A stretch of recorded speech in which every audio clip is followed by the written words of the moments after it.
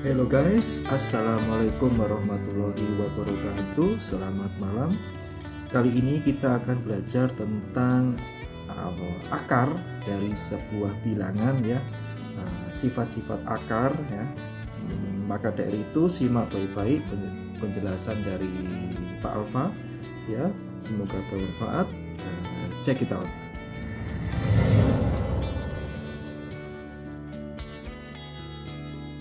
Ya, kita sekarang akan belajar tentang akar sebuah bilangan ya.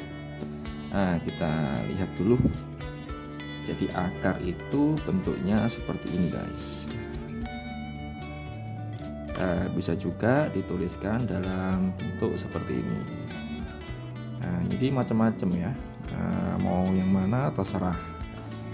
Nah, akar itu digunakan untuk mencari sisi miring ya. Setahu apa sisi miring dari sebuah segitiga siku-siku. Nah ini ya. Nah ini sisi miringnya. Jadi kita menggunakan akar ya. Umpama bilangannya bukan bilangan Pitagoras. Nah seperti bilangan 4 dan 4 ya. Gimana kita mencari ini? Ya kita menggunakan akar. Nah untuk mencari Pitagoras itu caranya kan gini ya. Nah umpama ini adalah titik sudutnya ya. Nah Pitagoras itu rumusnya adalah AB kuadrat ditambah BC kuadrat sama dengan AC kuadrat. Maka kita bisa tuliskan 4 kuadrat ditambah 4 kuadrat. 4 kuadrat adalah 16. 4 kuadrat adalah 16. Maka hasilnya adalah 32. Nah, apakah bisa 32 itu dicari hasilnya? Nah, kan begitu ya. Ini hanya bisa pakai kalkulator ya. Tapi kita bisa menyederhanakan sendiri dengan menggunakan sifat akar itu. Maka kita akan pecah di dalam akar ini bilangannya menjadi 16 dikali 2. Nah, untuk kali pada akar ini, sifat akar ini Papa menggunakan titik ya. Sehingga akan ditemukan akar 16 dikali 2 ini menjadi 4 akar 2. Nah, begitu.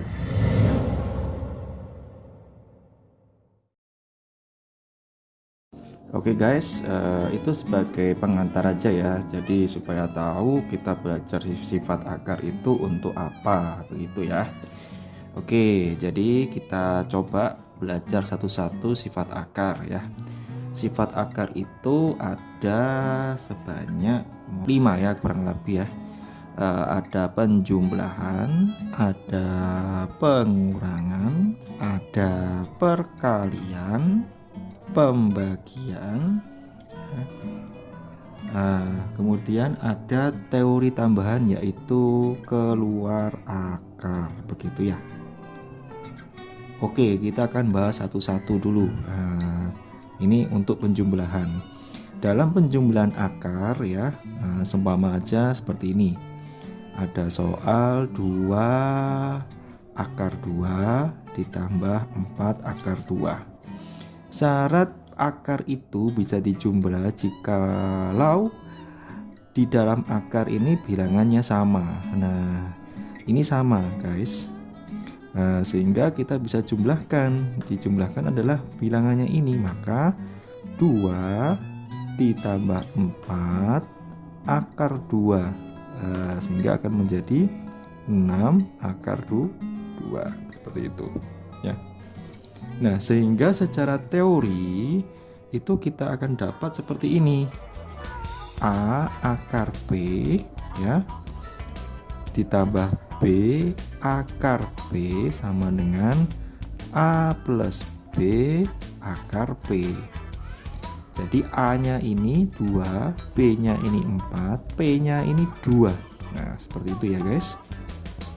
Oke, kita lanjut ke pengurangan. Nah, pengurangan ini tak jauh dari penjumlahan tadi.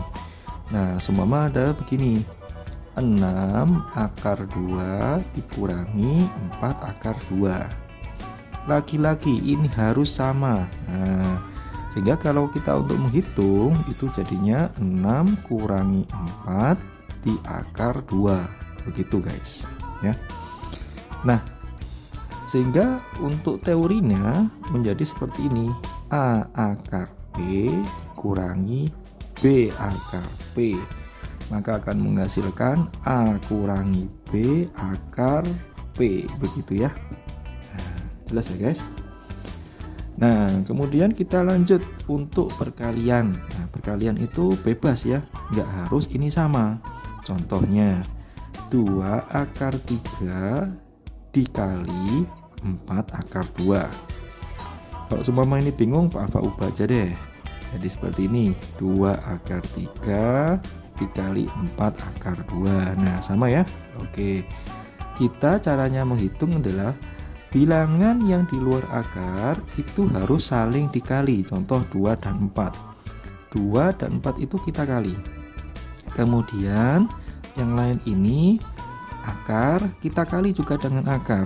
Maka akar 3 kali akar 2 akan menghasilkan ini kali ini 8, akar 3 kali akar 2 akar 6. Nah, hasilnya jadi seperti ini ya. Khusus untuk perkalian seperti itu. Sehingga secara teori menjadi seperti ini. A akar B dikali B akar Q akan menghasilkan A kali B P kali Q akar ya. Oke, jelas ya sampai sini ya. Oke guys, tadi mohon maaf sempat terpotong ya karena memori full ya. Nah, untuk pembagian tadi sama seperti perkalian, bilangannya boleh beda dalam akar dan bilangan di luar akar. Contohnya aja 6 akar 10 dibagi 3 akar 5. Bisa diubah jadi 6 akar 10 per 3 akar 5. Nah, sehingga kita bisa tuliskan bahwa 6 dibagi 3 kurung ya. Terus kemudian 10 akar 10 dibagi akar 5. 6 dibagi 3 2. Kemudian akar 10 dan akar 5 diubah jadi 1. Sehingga 10 dibagi 5 akar berarti akar 2 gitu. Nah, kemudian kita akan membahas tentang teori keluar akar gitu. Nah, akar 12. Nah, kita harus paham ya, hafal bilangan kuadrat. Nah, contoh 1, 4, 9, 16, 25 dan lain-lain. Nah, ini dari mana sih? Dari 1 kuadrat, 2 kuadrat, 3 kuadrat, 4 kuadrat, dan 5 kuadrat. Nah, akar 12 itu dari 3 dikali 4 gitu ya. Yang bilangan kuadratnya adalah 4, sehingga kita bisa tulis seperti ini juga. Nah, akar 4 itu asalnya 2.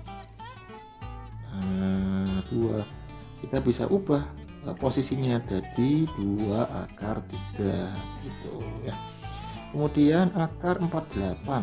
Nah, karena akar 48 itu dari 16 kali 3.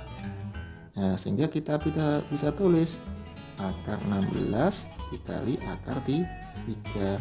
Akar 16 itu 4, terus akar 3 ya akar 3. Nah, udah gak usah dibalik-balik lagi. Nah, seperti ini hasilnya ya. Jadi untuk secara umum itu seperti ini teorinya. A kuadrat B maka akan menghasilkan A kuadrat kali akar B, sehingga jadinya A akar B. Itu saja. Oke, terima kasih Sobat Buyusel yang sudah menyaksikan dan memperhatikan dari awal sampai akhir. Semoga bermanfaat. Wassalamualaikum warahmatullahi wabarakatuh. Selamat malam.